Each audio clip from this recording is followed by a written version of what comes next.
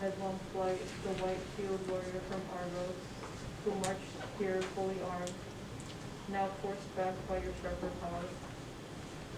Against our land he marched, sent here by the roaring flames of Palmeses, with piercing screams of eagle flying above our land, filled with wings like white as snow, and hordes of warriors in arms, helmets up with horsehair crests. Standing above our homes, we remained around our 7 days, with darts to swallows, and spears thirsty to kill. The hordes had their full and gorged themselves on bleeding blood before Hesperus, kindfold coins and sheathed a precious crown. We run back, driven and retreat behind enemies in the night war. There is only the breathing, dragging snake, too difficult for any protocol. Zeus hates an arrogant, boasting tongue, seeing them march here in a mighty stream, and all their clanging golden pride, he hurled his fire and struck the man up there on our battlements as he began to scream aloud his victory. The man swung down, torch still in hand, and smashed into unwielding earth. The one who was not so long ago attacked, who launched his furious and raged assault to blast this breathing, raging storm. But things turned out not as he hoped. The great war god Ares assisted us. He smashed them down and doomed them all to a very different state. 7 captains and 7 gates marched against 7 equal warriors, gave Zeus their full bronze tribute. The god who turned the battle tide, all but that pair of Frenchmen, born of one father and one mother, too, who set their conquering spears against each other, and then both shared a common death. Now victory with her glorious name has come, bringing joy to all on with us. The battle's done, let's strive now to forgive with songs and dancing all night long, with matches leading us to make deepest shape.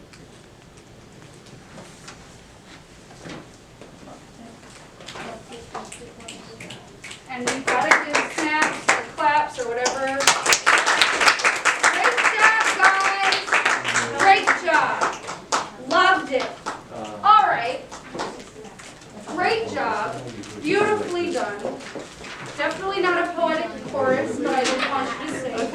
I gave them to you. So, after we have read that, we should be listening super nicely. No giggles, just listening. All right, so now that we are listening, can somebody tell me, like, very short, what we just read? Or was there any part that you were confused by? Do we need to kind of talk about what happened? Yes. So, they did. So basically, this ode it's like telling a story of something that happened. And so like how I said earlier, like odes tend to tell about events or like important things.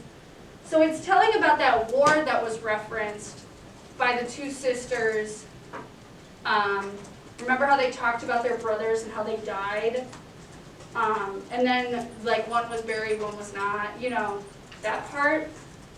This is telling the story of that, about the brothers dying and about that war.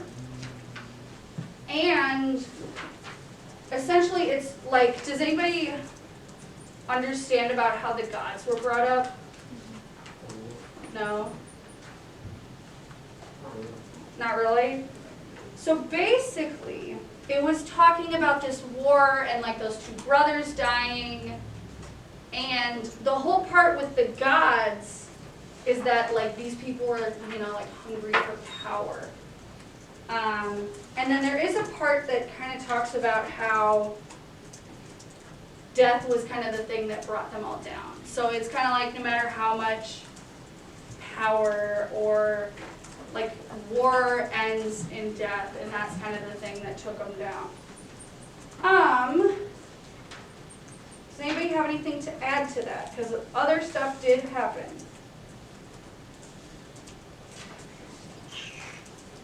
Do we need to kind of read it over? Or are you guys just tired? Does it? Yeah. So, trying to think, what part is specifically confusing? Like the whole thing?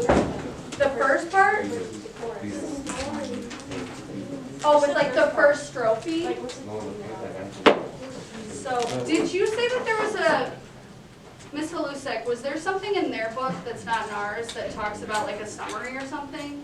There's just cliff notes on the bottom. I believe it's in both bars. Oh. The students and the teachers. It's 462. Just lets you know who the gods are. That might also be a good thing to look at. Yeah. Because there are gods mentioned.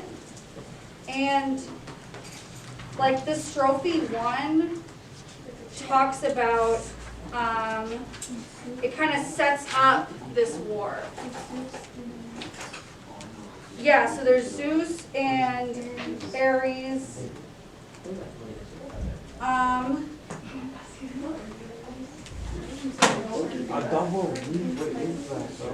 Do we want to read it over, or do you guys want me to just come around and help people individually?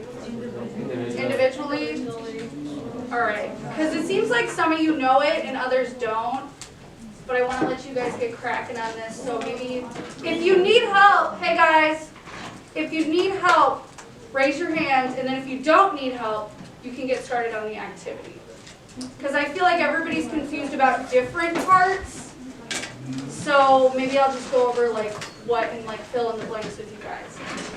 So, there is an assignment in between the do now and the ticket out for today.